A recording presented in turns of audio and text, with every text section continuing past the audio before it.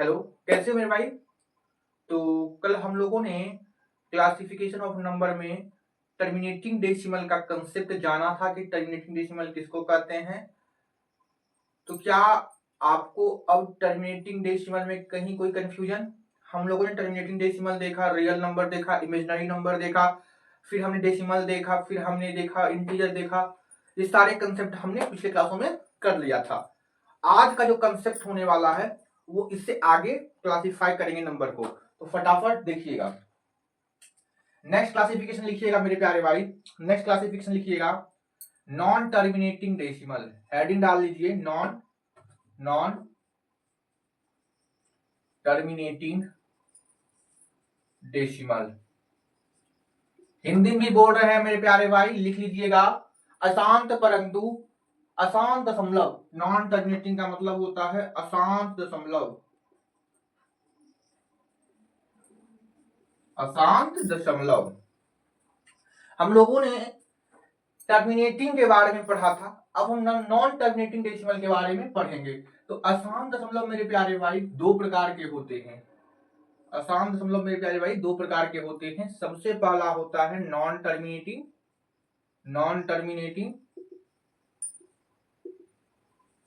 But repeating decimal.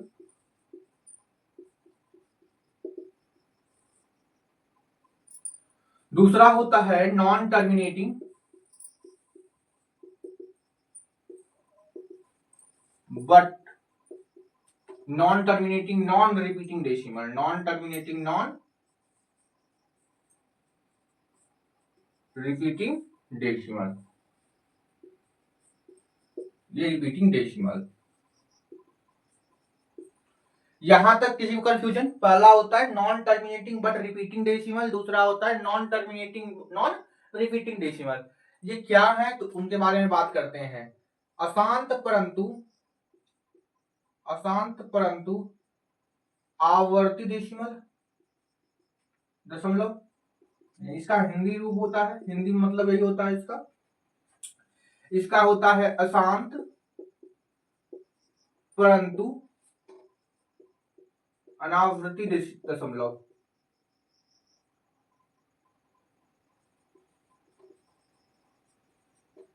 चलो, अशांत परंतु आवर्ती डेसिमल और अशांत परंतु अनावर्ती डेसिमल। आवर्ती का मतलब होता है बार बार किसी चीज का आना, फ्रीक्वेंसी। रिपीटिंग का मतलब एक ही चीज बार बार दोहराना। इसमें कौन सा दशमलव आएंगे तो इस प्रकार से दशमलव आएगा जो बार बार रिपीट होगा। यहां बार बार देखो दो आ रहा है, अशांत तो है, खत्म नहीं हो रहा है। अशांत क्या होता है? जो दशमलव के बाद कभी खत्म ही ना हो, दशमलव के बाद कभी खत्म ही ना हो तो वो अशांत है। और ये देखो दशमलव के बाद खत्म भी नहीं हो रहा है, लेकिन क्या हो रहा है? रिपीट हो रहा है, एक ही संख्या बार बार रिपीट हो रही है, तो इसको हम अशांत परंतु आवर्ती दशमलव बोल देते हैं। ठीक, इसको लिखने का एक और तरीका है मेरे प्यारे भाई, इतना ना लिखकर हम सीधे जहां से संख्या रिपीट हो रही है उस पर बार दे देंगे। ठीक, ये हम बात करेंगे, इस पर एक अलग क्लास लिया जाएगा, मेरे प्यारे भाई, non terminating but repeating decimal पर। इसको हम रैकरिंग डेसिमल भी बोलते हैं, इस पर हम बात करेंगे, कैलकुलेशन जब करवाएंगे तो वहां करेंगे। ठीक बात। चलो, इस प्रकार से भी जो संख्याएं होती है ये भी नॉन टर्मिनेटिंग बट रिपीटिंग है। देखो दशमलव के बाद खत्म नहीं हो रही है, लेकिन देखो कुछ अंकों के बाद रिपीट होना चालू हो गई, छह छह छह छह छह छह छह रिपीट हो रही है इनकी 0.56। जहां पर संख्या रिपीट हो वहां पर बार लगा दो। ठीक, are you getting my point? चलो, नॉन टर्मिनेटिंग नॉन रिपीटिंग क्या होता है? अशांत भी हो लेकिन टर्मिनेट भी ना हो, नॉन टर्मिनेटिंग भी हो, टर्मिनेट भी ना हो और रिपीट भी ना हो, अशांत भी हो और कोई संख्या रिपीट भी नहीं होती है, तो उसको कहते हैं non terminating non repeating decimal. Example के लिए अगर हम बोले 1 2 3 3 1 2 4 1 2 6 4 7 2 4 ऐसे करते करते यहां देखो दशमलव के बाद खत्म भी नहीं हो रही है, लेकिन आप देख रहे होगे कि ये संख्या जो है ना ही खत्म हो रही है ना ही रिपीट हो रही है, तो ऐसी संख्या को हम अशांत परंतु अनावर्ती दशमलव कहते हैं। कोई दिक्कत किसी को यहां तक समझने में? तो कोई दिक्कत नहीं सर। देखो इस प्रकार से भी संख्या होती है।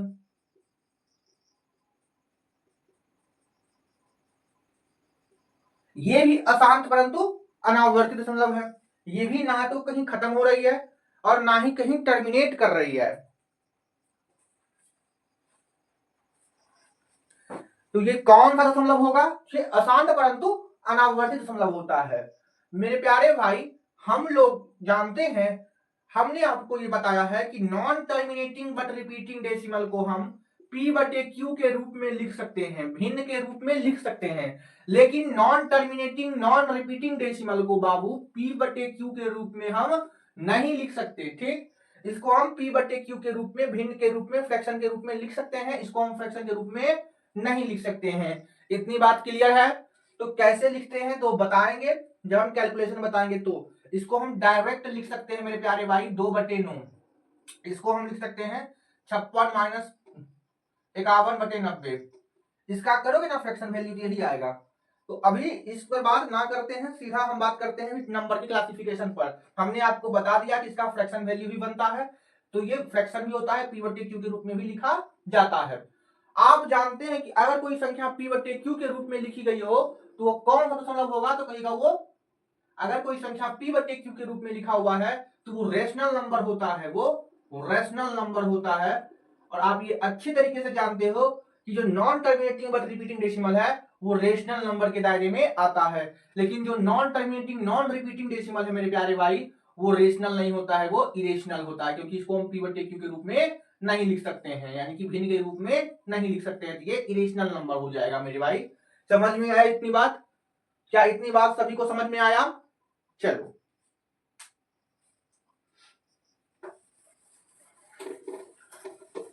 हमने क्या क्या पढ़ लिया क्लासिफिकेशन में, एक बार जरा नजर देखेंगे जल्दी से। यहां सभी लोग देखें हम लोगों ने क्या क्या पढ़ा अभी तक क्लासिफिकेशन ऑफ नंबर में। एक बार पूरा रिवाइज करवा देते हैं, उसके बाद हम चलेंगे नेक्स्ट पार्ट पर। चलो देखो, हम लोगों ने पहले पढ़ा कॉम्प्लेक्स नंबर। जितने भी धरती पर नंबर है उसको कॉम्प्लेक्स नंबर कहा गया। इस कॉम्प्लेक्स नंबर के दो टुकड़े किए गए, real number, imaginary number. Real number, imaginary number. Imaginary number उसको कहते हैं जो कि निगेटिव का वर्ग, जो कि किसी भी संख्या का वर्ग करने पर निगेटिव आंसर दे दे। किसी भी संख्या के वर्ग करने पर निगेटिव आंसर दे दे तो वो इमेजिनरी नंबर होता है। ठीक, किसी संख्या का वर्ग करने पर निगेटिव आंसर दे तो वो इमेजिनरी नंबर होता है। मेरे प्यारे भाई, -1 को आयोटा कहते हैं, आयोटा का स्क्वायर +1 होता है। आयोटा का 4 करोगे,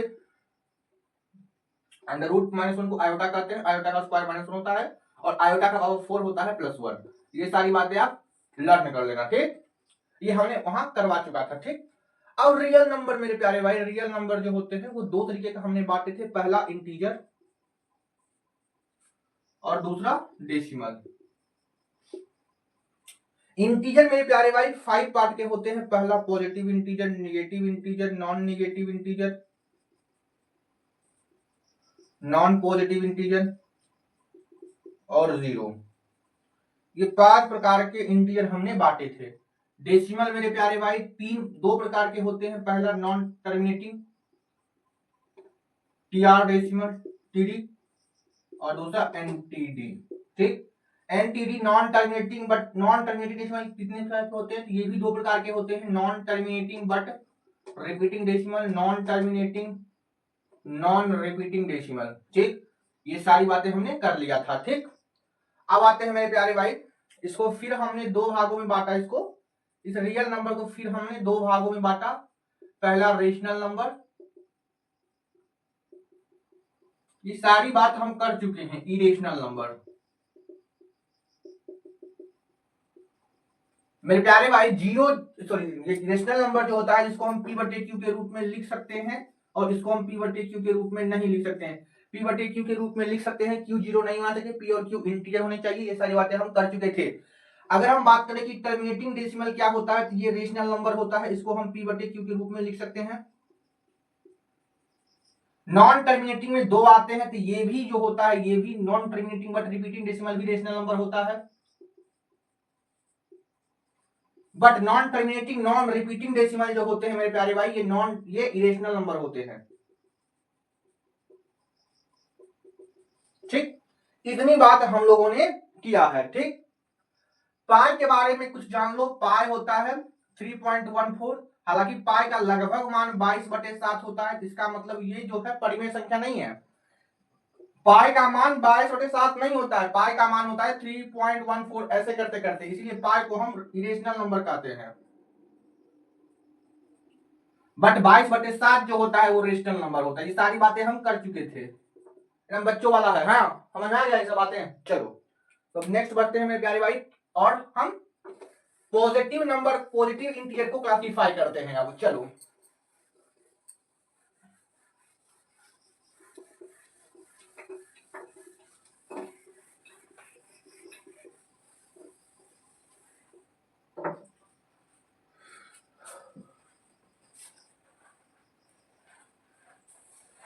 टल है। अब पॉजिटिव इंटीजर को अब क्लासिफाई करते हैं, तो सबसे पहला पार्ट पॉजिटिव इंटीजर का क्या हो जाएगा? Natural number. तो सबसे पहला पार्ट नेचुरल नंबर होता है मेरे प्यारे भाई, कि नेचुरल नंबर किसको कहते हैं, प्राकृतिक संख्या किसे कहा जाता है। तो ध्यान से सुनिएगा, ऐसे तो इसका डिफिनेशन है, काउंटिंग नंबर को हम नेचुरल नंबर कहते हैं। काउंटिंग नंबर को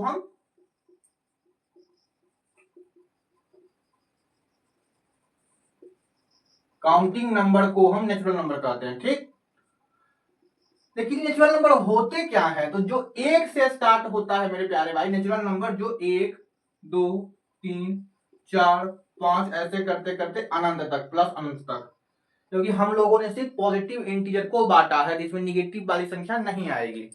ठीक, तो नेचुरल नंबर जो होंगे 1 2 3 4 5 6 ऐसे करते करते जो 1 से स्टार्ट होते हैं उसे नेचुरल नंबर कहते हैं। काउंटिंग का नंबर भी से कहा जाता है।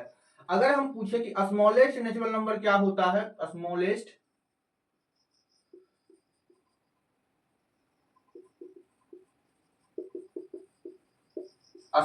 नेचुरल नंबर क्या होता है, कहिएगा 1, क्योंकि 1 से छोटा तो कोई नेचुरल नंबर होता ही नहीं है। 1 सबसे छोटा नेचुरल नंबर होता है। लेकिन अगर हम पूछ दें आपसे कि लार्जेस्ट नेचुरल नंबर बताइए, तो कहिएगा अनंत। अनंत मालूम ही नहीं है कि कहां तक है, तो लार्जेस्ट नेचुरल नंबर इसमें नहीं होता है। ठीक, नेचुरल नंबर जो होते हैं एक एक के गैप पर आते हैं, एक एक के गैप पर आते हैं मेरे प्यारे भाई, एक एक के गैप पर आते हैं। नेचुरल नंबर हमेशा 1 1 के गैप पर आएंगे। ठीक, 1 से शुरू होगा और 1 1 के गैप पर आएगा, तो उसको नेचुरल नंबर कहेंगे। दूसरा होता है क्लासिफिकेशन मेरे प्यारे भाई होल नंबर का। पॉजिटिव नंबर को ही हमने बांटा है, तो होल नंबर पूर्ण संख्या। हिंदी वाले प्यारे भाई इसको प्राकृतिक संख्या लिख ले।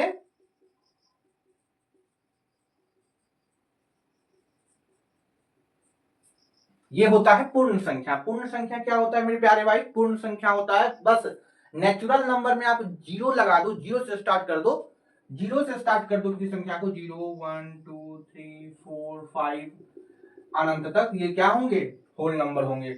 यानी कि अगर हम कोई संख्या जीरो से स्टार्ट कर रहे हैं तो वो होल नंबर होगा। कि होल नंबर क्या होता है? जो संख्या जीरो से स्टार्ट हो उसको हम होल नंबर कहते हैं। ठीक, आप हमें एक बात बताइए कि क्या सभी होल नंबर में नेचुरल नंबर सब आ रहे हैं? तो कहोगे हाँ जी सर, जितने भी होल नंबर है ना, जितने भी होल नंबर हैं उनमें सारे नेचुरल नंबर आते हैं। नेचुरल नंबर एक से स्टार्ट ही होता है, होल नंबर जीरो से स्टार्ट होता है, यानी कि एक भी इसमें आएगा ही। यानी एक यहां से अगर हम देखें तो यहां से नेचुरल नंबर है, यानी होल नंबर में नेचुरल नंबर आते हैं सारे। और ये जीरो जब मिल जाओगे तो जीरो हमारा क्या हो जाएगा? जीरो से लेके natural number, zero plus natural number क्या हो जाएंगे? Whole number.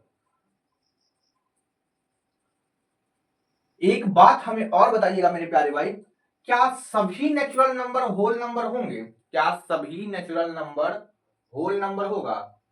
क्योंकि कि जितने भी नेचुरल नंबर हैं वो सभी होल नंबर हैं, ये बात तो सही है। क्या सभी नेचुरल नंबर होल नंबर होगा? तो नेचुरल नंबर में तो 1 2 3 4 5 है, तो होल नंबर हो गया। लेकिन अगर हम पूछे कि सभी होल नंबर नेचुरल नंबर होंगे, तो जीरो नेचुरल नंबर नहीं होता है। ये कथन गलत है कि सभी होल नंबर नेचुरल नंबर होते हैं, कि सभी होल नंबर नेचुरल नंबर नहीं होते हैं। All whole number natural number नहीं होता। बट लिख लो बढ़िया बाबू नोट करके, but all natural number whole number होता है। ये वेरी इंपोर्टेंट कंसेप्ट है, नोट करके लिख लो कि जितने भी होल नंबर हैं वो सभी नेचुरल नंबर नहीं होते, क्योंकि जीरो नेचुरल नंबर है ही नहीं, लेकिन जितने भी नेचुरल नंबर हैं वो सभी होल नंबर होते हैं। ठीक, अगर हम आपसे पूछें कि स्मॉलेस्ट होल नंबर बताइएगा, कि स्मॉलेस्ट होल नंबर, तो कहिएगा स्मॉलेस्ट होल नंबर, सबसे छोटा होल नंबर जीरो से स्टार्ट है, तो जीरो आंसर हो, जीरो आपका आंसर होगा। ठीक, अगर हम इसी में आपसे पूछें कि लार्जेस्ट होल नंबर होता है, तो कहिएगा लार्जेस्ट होल नंबर नहीं होता है। ठीक, क्योंकि पता ही नहीं चलता है कि संख्या कहां पर खत्म हुई है। अनंत कहने का मतलब कि बहुत दूर जाके कहीं संख्या खत्म हुई होगी। ठीक, अच्छा मेरे प्यारे भाई, ये जो नेचुरल नंबर है, देखो 1 2 3 4 5 से स्टार्ट है, क्या हम नेचुरल नंबर को, मेरे प्यारे भाई, क्या हम नेचुरल नंबर को पॉजिटिव इंटीजर नहीं कर सकते हैं? 1 2 3 4 5 को हम पॉजिटिव इंटीजर कहते हैं, नेचुरल नंबर को हम पॉजिटिव इंटीजर नाम दे सकते हैं।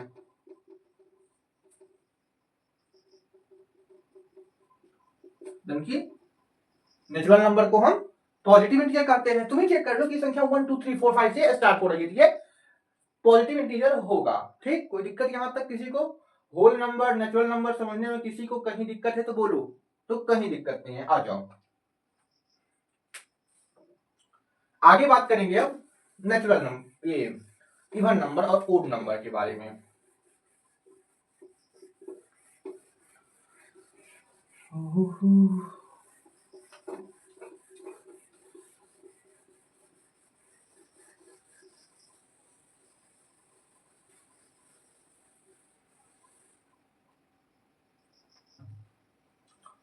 देखो, नेक्स्ट मेरे प्यारे भाई है even number. Next third number था ना, थर्ड नंबर होगा मेरे प्यारे भाई इवन नंबर। इवन नंबर जिसको हम सम संख्या बोलते हैं, सम संख्या। ये सम संख्या किसको कहते हैं? तो मेरे प्यारे भाई, सम संख्या कहते हैं वैसी संख्या जो दो से पूर्णतः विभाजित है। सरल डिफिनेशन है मेरे प्यारे भाई, वह संख्या जो दो से पूर्णतः विभाजित है। सीधा बात, जो दो से कटे वो संख्या इवन नंबर होगा, यानी कि दो का मल्टीपल, दो का मल्टीपल, मल्टीपल और फैक्टर, दो का मल्टीपल। तो देखो, अब मल्टीपल से एक शब्द आ गया मल्टीपल, और इसी से एक आया है फैक्टर। मल्टीपल का मतलब होता है मेरे प्यारे भाई गुणज, और इसका मतलब होता है गुणनखंड। तो पहले हम इसको समझ लेते हैं, उसके बाद इवन नंबर को समझेंगे कि मल्टीपल क्या होता है। मल्टीपल मेरे प्यारे भाई, जैसे अगर हम आपसे पूछें कि 16 8 का मल्टीपल है, तो कहोगे हाँ जी सर, 16 जो है 8 का मल्टीपल है। इसका मतलब क्या हुआ कि मल्टीपल जो होता है मेरे प्यारे भाई, जैसे 16 8 का मल्टीपल है, तो 8 अगर 16 को डिवाइड करेगा तभी वो उसका मल्टीपल होगा, यानी कि वह जिस संख्या का मल्टीपल पूछा गया है उसे वो संख्या डिवाइड करती है तो वो उसका मल्टीपल होगा। ठीक, जैसे 16 8 का मल्टीपल है, 16 8 का मल्टीपल है, तो अगर इफ 8 16 को डिवाइड करेगा करेगा तो 16 8 का मल्टीपल होगा। जैसे अगर हम बोले कि 15 8 का मल्टीपल है, तो क्या 15 को 8 डिवाइड करता है? तो नहीं, ये 15 8 का मल्टीपल नहीं है। ठीक, समझ गए मल्टीपल क्या होते हैं। अगर हम पूछें कि 4 2 का मल्टीपल है कि नहीं, तो हाँ जी, 4 2 को 2 से कटता है। 6 2 का मल्टीपल है कि नहीं, हाँ जी, 2 से 6 कटता है। 18 2 का मल्टीपल है कि नहीं, हाँ जी, 18 को 2 काटता है। ठीक, यानी कि 2 का जो मल्टीपल होता है ना मेरे प्यारे भाई, 2 का जो मल्टीपल होता है, 2 का मल्टीपल हमेशा 2 इंटू के फॉर्म में होता है। इस बात को गौर से समझिए। जैसे हमने बोला 4 2 का मल्टीपल है, तो 4 को हम 2 इंटू 2 नहीं लिख सकते हैं, 2 इंटू 2 को मान लेते हैं कोई इंटीजर 2 के, देखिए 4 2 का मल्टीपल है तो 4 को हम 2 इंटू के लिख सकते हैं। 6 2 का मल्टीपल है तो 2 इंटू 3 लिख सकते हैं, 2 इंटू के कोई इंटीजर है। अगर हम 18 लिखना चाहे तो 2 नमा 18, 2 इंटू के आ गया। तो किसी भी 2 का मल्टीपल को, किसी भी 2 के मल्टीपल को हम 2 इंटू के फॉर्म में लिख सकते हैं, क्योंकि 2 से कटना चाहिए। तो 2 देखो 2 से कट रहा है ये संख्या, अगर कोई संख्या गुना में 2 से कट रहा है, संख्या भी 2 से कटेगी। चलो 2 का मल्टीपल कहने का मतलब 2 से कटना चाहिए, तो 2 इंटू के, 2 से कट रहा है, 2 इंटू 2 के आ गया, ये 2 का मल्टीपल है, तो इसीलिए हम इसको 2 के फॉर्म में लिख सकते हैं। ठीक, चलो मल्टीपल समझ गए कि वैसी संख्या जो दी गई संख्या, जो दी गई संख्या से कटे उसको मल्टीपल कहते हैं। 8 से कटेगा तो 8 का मल्टीपल होगा, 4 से कटेगा तो 4 का मल्टीपल होगा, 16 से कटेगा तो 16 का मल्टीपल होगा। अगर गुणनखंड की बात करें तो अगर हम आपसे पूछें कि 8 की गुणनखंड बताइए, तो 8 को डिवाइड करने वाला कितनी संख्या है? गुणनखंड का मतलब 8 को डिवाइड करने वाला, 8 को काटने वाला, डिवाइड करने वाला कितनी संख्या है? 8 को कौन कौन संख्या काट सकता है? 8 को 1 काटेगा, 2 काटेगा, 4 काटेगा, 8 काटेगा। 8 का फैक्टर 4 होता है, 8 का फैक्टर 4 को होता है, 1 2 4 8। 8 को 4 संख्या काट सकती है, इसके अलावा नहीं। ठीक, मल्टीपल होता है कि जो संख्या जिसका आप मल्टीपल खोज रहे हो वो उस संख्या को डिवाइड करता है कि नहीं। और फैक्टर होता है कि जिसका आप मल्टीपल खोज रहे हो उसको कौन कौन डिवाइड कर रहा है। ठीक, तो ये बेसिक डिफिनेशन है मल्टीपल और फैक्टर के बारे में, नोट कर लीजिए, समझ गए होंगे। चलो आ जाओ।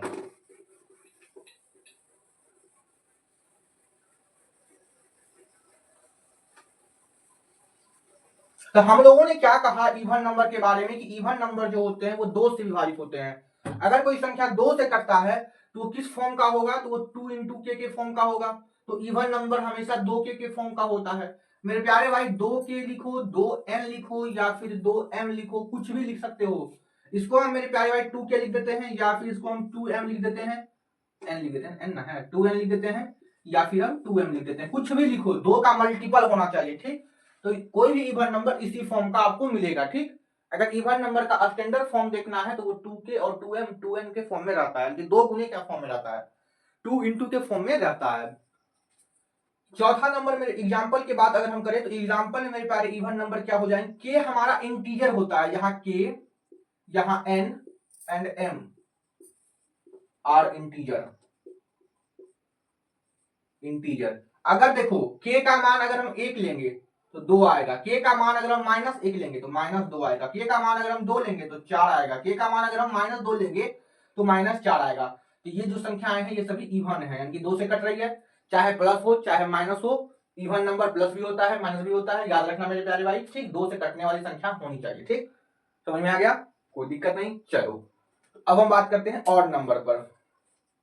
स्टैंडर्ड फॉर्म याद रखना किसी भी इवन नंबर का।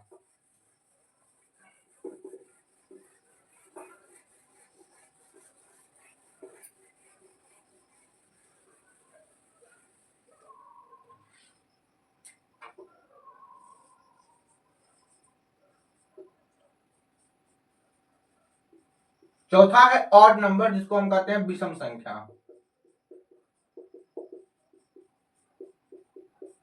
ये विषम संख्या क्या है?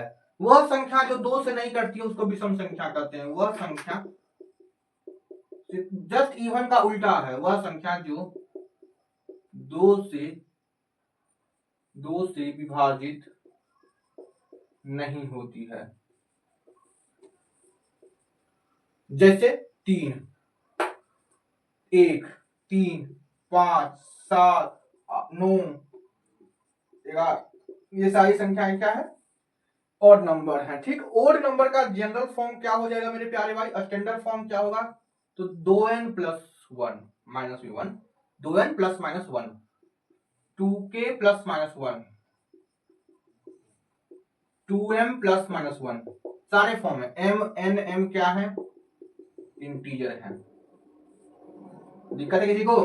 नहीं, कोई दिक्कत नहीं है। -1 भी हो सकता है, -3 भी, -5 भी, -7 भी, -9 भी। माइनस वाली भी संख्या आती है, प्लस वाली भी संख्या आती है। ठीक। अच्छा, कई को डाउट रहता है जीरो क्या है, कई को डाउट रहता है जीरो क्या है। तो जीरो मेरे प्यारे भाई, जीरो होता है even number, zero even number होता है। अब ये इवन नंबर क्यों है, तो इसके बारे में हम अभी जस्ट बताते हैं। एक सेकेंड रुक जाइए, इसको नोट करिए।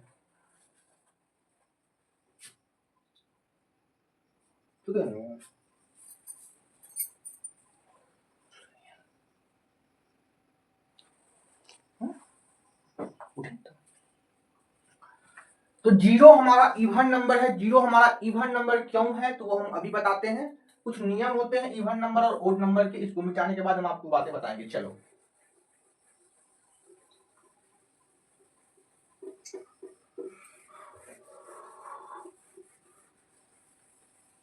देखो, जीरो इवन नंबर क्या है, क्यों है, तो वो समझ लो। कुछ रूल होते हैं, कुछ रेगुलेशन होते हैं कि मेरे प्यारे भाई, अगर आप इवन नंबर में इवन नंबर को जोड़ोगे, नंबर को जोड़ोगे, इवन नंबर में अगर आप इवन नंबर को जोड़ोगे तो वह हमेशा आपको और इवन नंबर ही देगा, इवन नंबर ही देगा। एग्जाम्पल ले लो, 2 में आप 4 जोड़ो, 2 भी इवन नंबर है, 4 भी इवन नंबर है, 6 आएगा। जोड़ने पर उत्तर भी कितना आया है, इवन नंबर आया है। 6 इवन नंबर है कि नहीं। अगर हम पूछे 2 में से 4 घटाओ, 2 भी इवन नंबर है, 4 भी, याद करने की कोई जरूरत नहीं है, कंसेप्ट से समझो। 2 भी इवन नंबर है, 4 भी इवन नंबर है, दोनों से हम घटा रहे हैं तो -2 आया। -2 क्या होता है, तो -2 इवन नंबर होता है, ये भी इवन नंबर होता है। यानी कि अगर हम 2 इवन नंबर को आपस में जोड़े या घटाए, रिजल्ट क्या आएगा, तो इवन नंबर आएगा। इतनी बात क्लियर है सभी को। अपने मन से कुछ और एग्जाम्पल ले लो। 12 14 क्या हो जाएगा, 26। 26 कौन सी संख्या है, तो कहोगे 26 है इवन नंबर। 12 में से 14 घटा दो, कितना आएगा, -2। कौन सी संख्या है, इवन नंबर। आप कोई सा भी एग्जाम्पल ले लो मेरे प्यारे भाई, इवन में अगर इवन जोड़ोगे तो इवन आएगा। ठीक, या फिर इवन में से इवन घटाओगे तो भी इवन आएगा।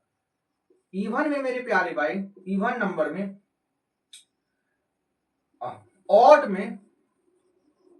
ऑड नंबर में अगर आप ऑड नंबर जोड़ रहे हो तो रिजल्ट कितने आएंगे, तो भी इवन ही आएगा। अगर आप ऑड में ऑड जोड़ोगे तब भी इवन आएगा, जोड़ के देख लो। या फिर ऑड में ऑड घटाओगे तब भी इवन आएगा।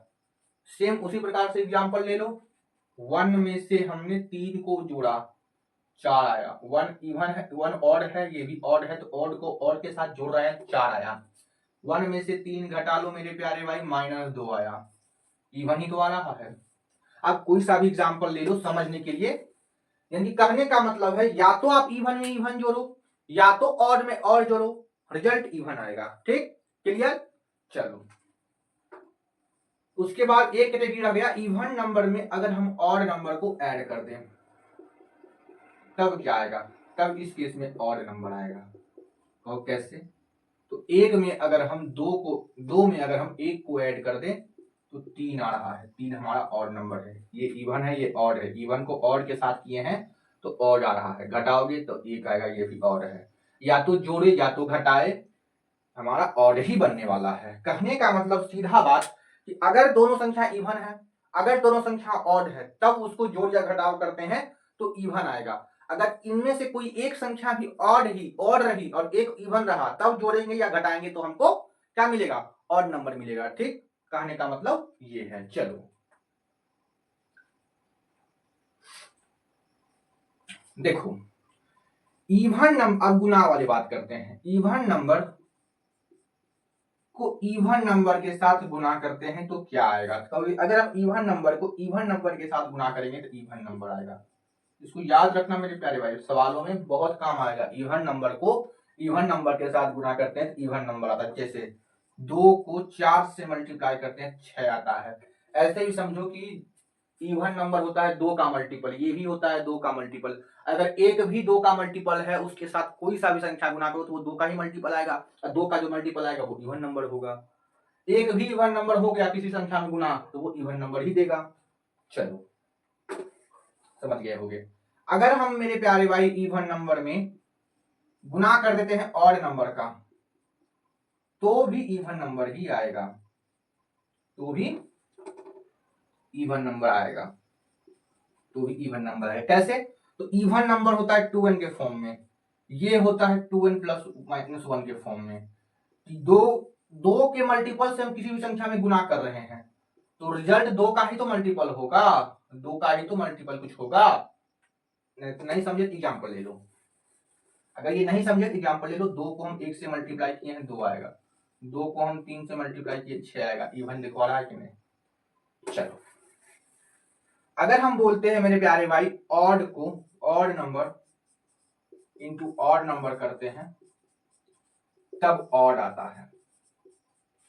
अगर हम odd number plus odd number into odd number करते हैं तो रिजल्ट ऑड नंबर आता है। जैसे 1 गुने 3 3, 3 गुने 5 15, ये सभी क्या है? ऑड नंबर है। क्लियर है? तो चलो इस नियम को याद रखिएगा मेरे प्यारे भाई, ये हमने लिखवाया है, इसको याद रखिएगा, इस पर ढेरों सवाल बनते हैं। ठीक, तो चलो अब हम बोलते हैं कि जीरो, हम बोल रहे हैं कि इवन नंबर है जीरो। तो आइए देख लेते हैं जीरो इवन है कि ऑड है मेरे प्यारे भाई। अगर हम जीरो को इवन रखते हैं, ठीक, मान लेते हैं जीरो को इवन रखते हैं और इसमें से एक ऐड करते हैं, एक ऐड करते हैं, ऑड नंबर ऐड कर दिए हैं, मान लेते हैं इवन नंबर को हम जीरो मान लेते हैं, ऑड नंबर को एक मान लेते हैं, ये हमेशा कितना आएगा? एक आएगा, जो कि ऑड नंबर है, जो कि ऑड नंबर है। अगर हम जीरो को इवन मान लेते हैं, यहाँ एक दो मान लेते हैं तो यहाँ दो आएगा, ये भी सेटिस्फाई हो गया। अगर हम ऑड मानते हैं जीरो को, एक आता है, देखो एक इवन आया है नहीं। अगर हम ऑड जीरो को ऑड मानेंगे तो हमारा इवन रिजल्ट नहीं आया, यानी कि जीरो हमारा इवन नंबर है, ऑड नंबर नहीं है, इसलिए यहाँ रिजल्ट नहीं आया सही। आप चेक भी कर सकते हो, कोई दिक्कत किसी को? तो कोई दिक्कत नहीं, आप सिंपली याद ही रखो कि जीरो इवन नंबर होता है। ये बच्चों वाला बात है मेरे प्यारे भाई, ठीक, याद रखो और इस कंसेप्ट को आप ध्यान में रखना। ठीक, चलो आप नोट कर लो, इसको रब करते हैं। ठीक,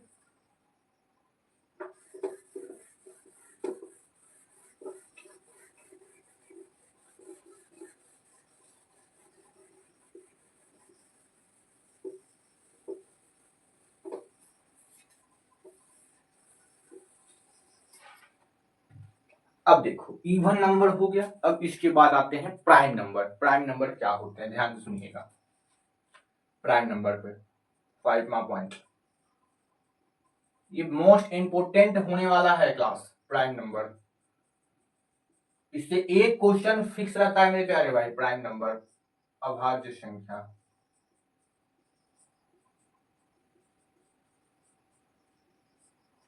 अभाज्य संख्या क्या है? वैसे नंबर जिनके दो डिफरेंट फैक्टर होते हैं उसको हम अभाज्य संख्या बोलते हैं। वैसे नंबर जिसका दो डिफरेंट फैक्टर होता है। दो डिफरेंट फैक्टर कौन कौन? तो एक होता है और एक वो संख्या खुद होता है, यानी इसको सिर्फ दो ही संख्या डिवाइड कर सकती है, या तो एक नहीं तो वो संख्या खुद, तो वो प्राइम नंबर होगा। प्राइम नंबर वह संख्या होता है, वह संख्या जिसका केवल दो डिफरेंट फैक्टर हो, दो अलग अलग फैक्टर हो, दो डिफरेंट फैक्टर हो। तो पहला फैक्टर, फर्स्ट फैक्टर 1 होना चाहिए, पहला फैक्टर 1 होना चाहिए, दूसरा फैक्टर वह संख्या खुद होना चाहिए।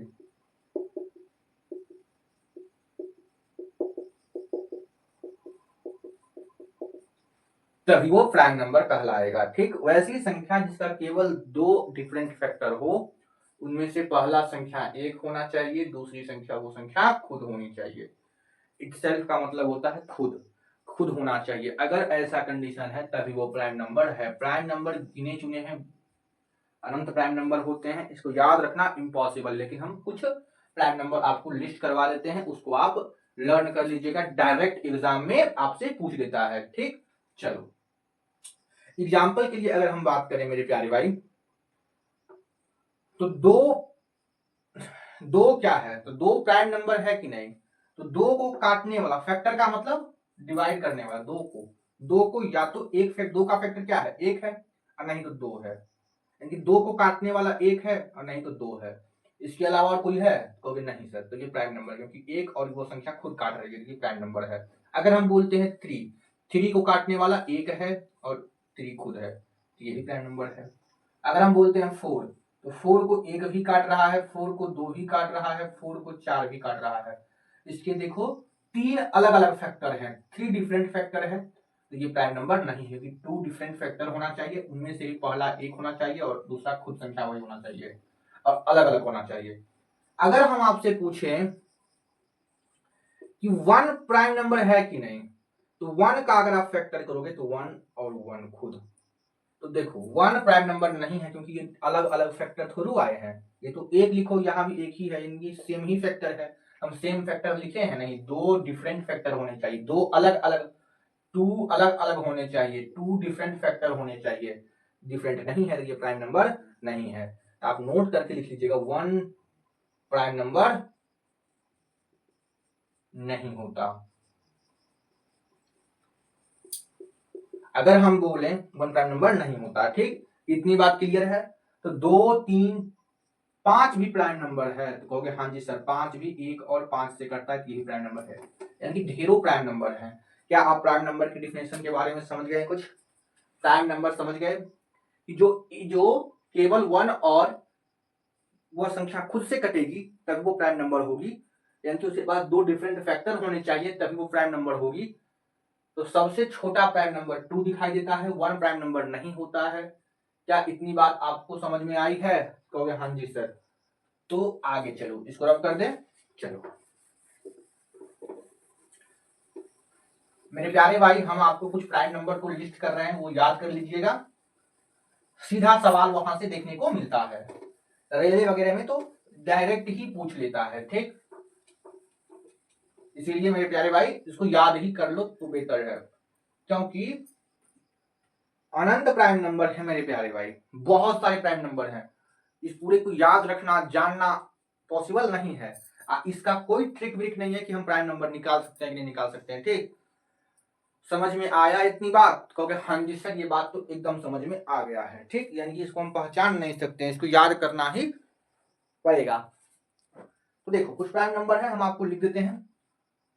दो, सबसे छोटा दो होता है, दो, तीन, पांच, सात, 11, 13, 17, 19, 23, 29, 31, 37, 41, 43, 47, 53, 53, 59, इसके बाद आपका आ जाएगा 61, 67, फिर आएगा 71, 73, 79, फिर आएगा 83,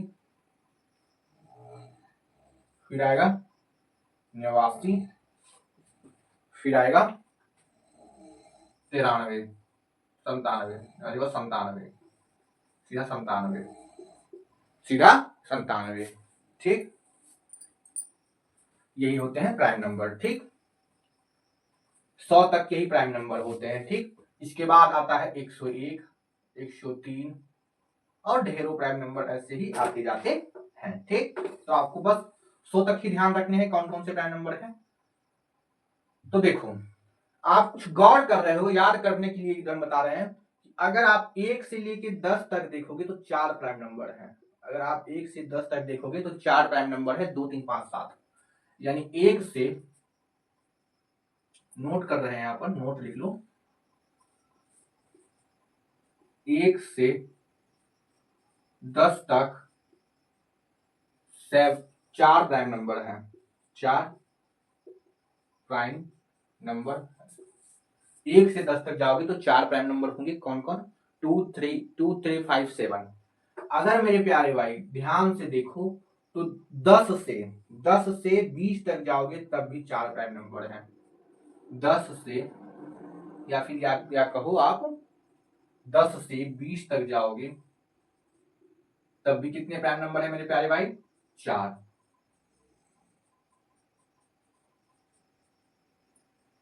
अगर हम आपसे बोले आपको कि 20 से मेरे प्यारे भाई 30 तक जाओगे तो 2 प्राइम नंबर मिलेंगे, 23 29। 20 से 30 तक जाओगे तो 2 प्राइम नंबर मिलेंगे। इसको याद कर लेना मेरे प्यारे भाई, ये डायरेक्ट क्वेश्चन पूछता है, ठीक, डायरेक्ट ये क्वेश्चन आपसे पूछता है। अगर मेरे प्यारे भाई 31 से जाओगे, 30 से 31 तक, 30 से 40 के बीच जाओगे, पॉइंट नंबर 4। 30 से 40 के तक जाओगे, 40 तक जाओगे तब 2 मिलेगा, कौन कौन मिलेगा, 32 31 और ये 37, ठीक, 2 प्राइम नंबर मिलेगा। पांचवा नोट करने वाली बात है कि अगर आप 40 से 50 के बीच जाते हो तो 3 मिलेगा, 41 43 और 47। देखो 41 43 47, आप यहां से जाओगे तो यहां तक, ठीक। मेरे प्यारे भाई अगर आप 50 से जाओगे 60 के बीच तो वहां 2 मिलेंगे, 50 से 60 तक जाओगे तो 2 मिलेगा, 50 से 60 तक जाओगे तो 2 प्राइम नंबर मिलेंगे। 50 से 60 जाओगे तो 50 से 60 तक 2 प्राइम मिलेगा, ठीक। कोई दिक्कत, तो कोई दिक्कत नहीं। पॉइंट नंबर 7, अगर 60 से 70 तक जाओगे तो देखो दो मिलेगा, 60 71 और 67, 61 और 67, 2 मिलेगा, 2 प्राइम नंबर, ठीक। 8 नंबर पॉइंट मेरे प्यारे भाई, अगर दिख रहा है तो ठीक है, नहीं तो इसको ऊपर लिखते हैं, कोई दिक्कत है। 8 नंबर पॉइंट को आप ऊपर लिख लें, 8 नंबर पॉइंट को ऊपर लिख लें, इसको थोड़ा सा इधर शिफ्ट कर देते हैं, ठीक, इसको थोड़ा सा इधर शिफ्ट कर देते हैं मेरे प्यारे भाई।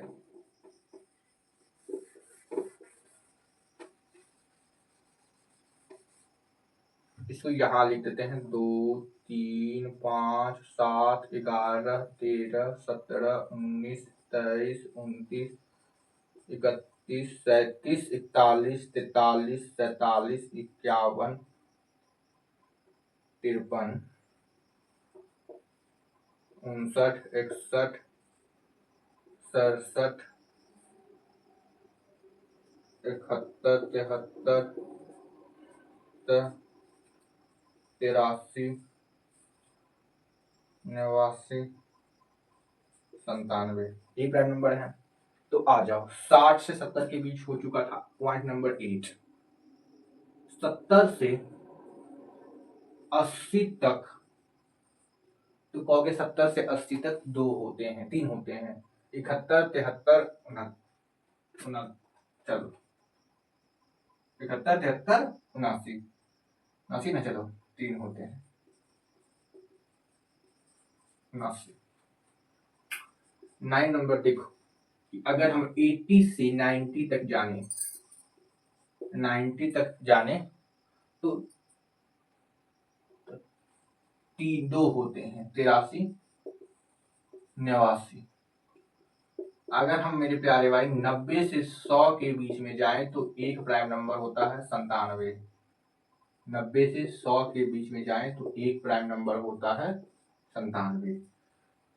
अगर हम आपसे पूछे 11 नंबर और 12 नंबर, ये इंपॉर्टेंट होने वाला है, 1 से 50 तक और 1 से 100 तक, कितने होते हैं, तो 1 से 50 तक 15 होते हैं प्राइम नंबर। चेक करना है, करो, देखो 1 2 3 4 5 6 7 8 9 10 11 12 13 14 15, 15 हो गया।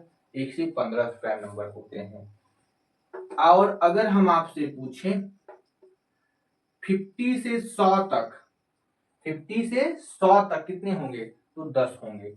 1 2 3 4 5 6 7 8 9 10, 10 प्राइम नंबर होंगे, 10 प्राइम नंबर होंगे। लेकिन अगर हम 13 नंबर पॉइंट लिखना चाहें, अगर हम 13 नंबर यहाँ पॉइंट लिखें, पॉइंट नंबर 13 लिखें, तो 1 से 100 तक, 1 से 100 तक 25 प्राइम नंबर होते हैं।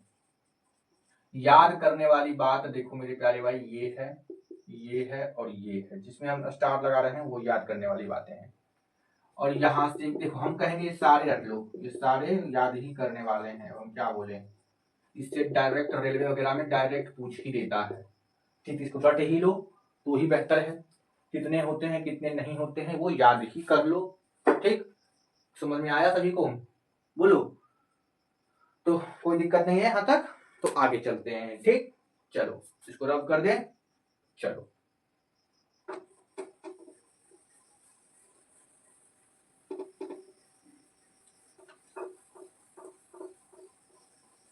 हम प्राइम नंबर के बारे में बात कर रहे हैं अभी, ठीक। आज प्राइम नंबर कंप्लीट करेंगे, कल से कंप्लीट नंबर शुरू करेंगे। आज वाले प्राइम नंबर कंप्लीट करने दो, देखते हैं कंप्लीट होता है कि नहीं। अब देखो कुछ और बातें यहाँ पर याद करने वाली, वो क्या है तो वो सुनो। वो है मेरे प्यारे भाई, आप खुद देख रहे होगे कि सबसे छोटा प्राइम नंबर क्या होता है, तो कहोगे 2। सबसे छोटा प्राइम नंबर 2 होता है। सबसे छोटा प्राइम नंबर 2 है। प्राइम नंबर क्या है, तो कहोगे 2 है। कोई दिक्कत किसी को, तो नहीं, सबसे छोटा 2 है। चलो अगर हम पूछे कि इवन प्राइम नंबर, सम प्राइम नंबर क्या है, कौन सा है इवन प्राइम नंबर,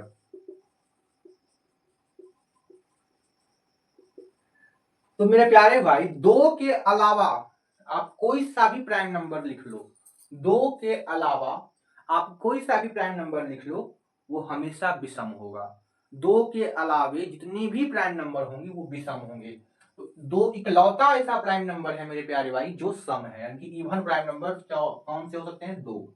ये याद रखना, ठीक। इस बात को आप याद रखना। कोई दिक्कत किसी को यहां तक समझने में, तो कोई दिक्कत नहीं। अगर हम आपसे पूछे मेरे प्यारे भाई ऑड प्राइम नंबर बताइए, सबसे छोटा ऑड प्राइम नंबर, सबसे स्मॉलेस्ट ऑड प्राइम नंबर कौन से होते हैं, स्मॉलेस्ट ऑड प्राइम नंबर, क्योंकि प्राइम नंबर सभी ऑड होते हैं 2 के अलावा, तो सबसे छोटा ऑड प्राइम नंबर कौन सा होगा, तो सबसे छोटा ऑड प्राइम नंबर 3 होगा। सबसे छोटा ऑड प्राइम नंबर 3 होगा। अगर हम आपसे प्यारे, ये सब याद करने वाली बातें हैं मेरे प्यारे भाई, ये डायरेक्ट छोटे मोटे एग्जामों में डायरेक्ट पूछ लेता है ये सारी बातें, रेलवे वगैरह में ना, ग्रुप डी वगैरह में डायरेक्ट पूछ लेता है ये सब बातें। तो अगर याद रहेगा तब तो मार लोगे टिक, नहीं तो फिर ये चार्ट लिखना पड़ेगा। आप 100 ही तक ही लिख सकते हो, याद तो उतना होगा नहीं आपसे, नहीं है कि नहीं। चलो तो आप इसको याद भी कर लो। अगर हम बोले मेरे प्यारे भाई कि एक अंकों का 1 डिजिट, एक अंकों का 1 डिजिट, एक अंकों का सबसे छोटा प्राइम नंबर कौन सा है, सबसे स्मॉलेस्ट प्राइम नंबर, एक अंकों का खोजो, एक अंकों का सबसे छोटा प्राइम नंबर भी 2 ही होता है, यानी सबसे छोटा प्राइम नंबर भी 2 होता है, एक अंकों का सबसे छोटा प्राइम नंबर भी 2 होता है, इवन प्राइम नंबर भी 2 होता है, ठीक। कोई दिक्कत किसी को, तो कोई दिक्कत नहीं है। इसके बाद मेरे प्यारे भाई अगर हम आपसे पूछे 2 डिजिट का सबसे छोटा प्राइम नंबर, 2 डिजिट का, 1 डिजिट का, 1 डिजिट लार्जेस्ट प्राइम नंबर,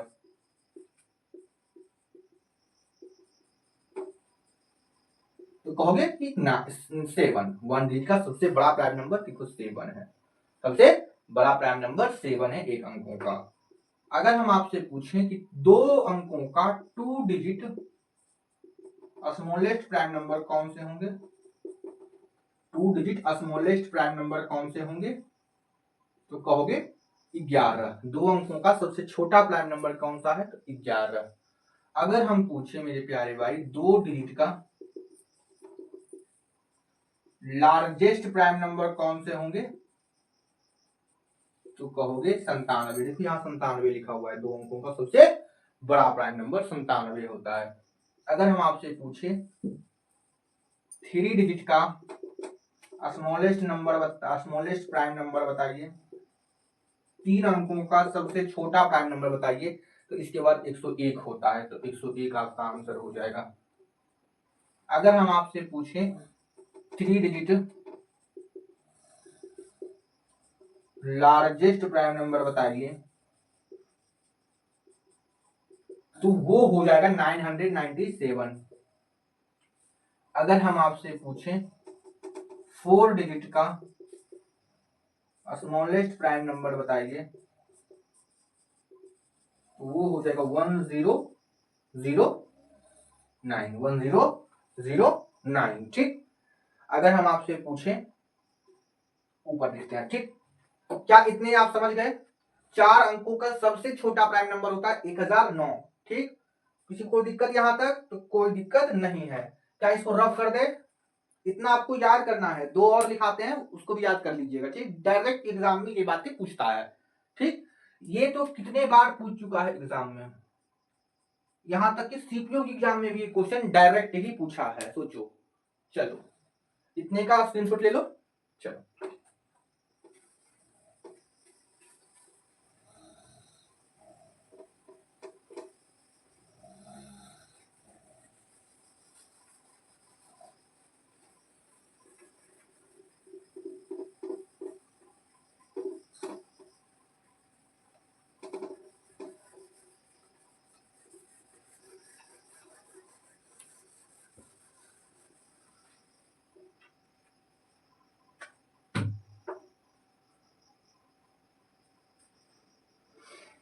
अब देखो, अगर हम बोले कि 4 डिजिट का लार्जेस्ट प्राइम नंबर,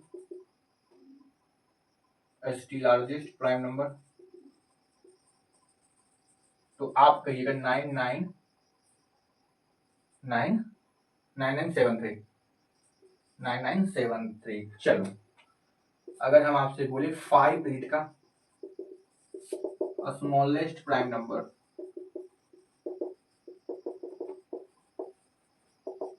तो वो हो जाएगा मेरे प्यारे भाई 1007।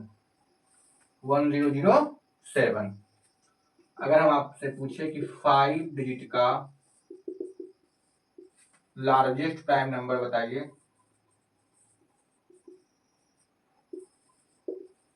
Prime number 9991। ये होगा, ये मोस्ट इंपोर्टेंट है, ये भी मोस्ट इंपोर्टेंट है। ठीक, हालांकि इंपोर्टेंट सारे हैं, लेकिन ये भी पूछा जाता है डायरेक्ट। अभी जो ट्रेंड चल रहा है इसका और इसका चल रहा है। ठीक, याद आप सभी कर ले। हाँ, ठीक, कोई बात है? यहां तक किसी को कोई दिक्कत है तो बोलो। यहां तक किसी को कोई दिक्कत है प्राइम नंबर में, बोलेंगे। प्राइम नंबर में अगर आपको दिक्कत है तो बोलो। तो कोई दिक्कत नहीं सर, सारे प्राइम नंबर हमको याद हो गए। ठीक, तो एक छोटा सा कंसेप्ट और हमको बताना है, बस उसका प्राइम नंबर आपको खत्म करते हैं। ठीक, वो कंसेप्ट है कि अगर कोई प्राइम नंबर है मेरे प्यारे भाई, अगर कोई प्राइम नंबर है, अगर, ध्यान से मेरी बात को सुनो, अगर कोई नंबर प्राइम नंबर है, तब तब तब वह हमेशा 6n+-1 के फॉर्म का होगा। 6n+-1 के फॉर्म का होगा। इसका मतलब कि अगर कोई प्राइम नंबर है, अगर कोई नंबर, जैसे मान लो कि प्राइम नंबर है, मान लेते हैं कि 5 प्राइम नंबर है, तो 5 अगर प्राइम नंबर है तो उसको अगर 6 से भाग दोगे ना, अगर इसको 6 से भाग दोगे तो ये हमेशा +1 या -1 रिमाइंडर बचाएगा। जो 5 को 6 से भाग दे रहे हो तो एक रिमाइंडर दे रहा है। -1 आप नहीं समझ रहे हो, लेकिन आप समझ लो कि जब 5 को 6 से भाग दोगे तो -1 आएगा। अगर आप 7 को 6 से भाग दोगे तो 1 आएगा। 11 को 6 से भाग दोगे तो -1 आएगा। 13 को 6 से भाग दोगे तो 1 आएगा शेषफल। यानी कि अगर आप किसी भी प्राइम नंबर को, अगर आप किसी भी प्राइम नंबर को 6 से भाग, प्राइम नंबर, अगर कोई नंबर प्राइम नंबर है तो उसको 6 से भाग दोगे तो ±1 शेषफल देगा। यानी कि हमेशा 6n ±1 के फॉर्म में रहेगा। ठीक, लेकिन इसका उल्टा सही नहीं है मेरे प्यारे भाई। हम आपको दोबारा लिख देते हैं कि इसका उल्टा सही नहीं है कि अगर वो 6n, अगर कोई नंबर 6n ±1 के फॉर्म का है तो वह प्राइम नंबर नहीं है, तो वह प्राइम नंबर नहीं होगा। कहने का मतलब कि अगर वो 6n ±1 के फॉर्म का है तो वो प्राइम नंबर हो भी सकता है, नहीं हो सकता है। लेकिन अगर कोई नंबर प्राइम नंबर है तब वह हमेशा इस फॉर्म का होगा। कोई नंबर अगर इस फॉर्म का है तो वो प्राइम नंबर हो भी सकता है, नहीं हो सकता। जैसे मान लो 35 को हम 6 से भाग देते हैं, तो 35 को तुम 6 से भाग देते हैं तो -1 आता है। यानी इसको हम 6 छक 36 -1 यानी 6 इंटू के -1 फॉर्म में लिख सकते हैं, लेकिन 35 प्राइम नंबर नहीं है। अगर कोई नंबर को हम 6n + 1 या 6n - 1 फॉर्म का लिख रहे हैं, अगर किसी नंबर को 6n + 1 या फिर 6n - 1 फॉर्म का लिख रहे हैं तो कदापि प्राइम नंबर हो भी सकता है, नहीं हो सकता है। यानी श्योर नहीं कह सकते कि वो प्राइम नंबर है। लेकिन अगर हम किसी नंबर को प्राइम नंबर बोल रहे हैं तो वो हमेशा वो 6n + 1 फॉर्म का होगा। अगर वो नंबर प्राइम नंबर है तो वो 6n + 1 फॉर्म का होगा। ये सारे कंसेप्ट प्राइम नंबर के थे मेरे प्यारे भाई। ये मोस्ट इंपोर्टेंट कंसेप्ट है प्राइम नंबर का। आज के लिए इतना ही रहने देते हैं। ठीक, आगे हम कल कंपोजिट नंबर स्टार्ट करेंगे और फिर क्लासिफिकेशन ऑफ नंबर को एंड करेंगे। ठीक, चलो।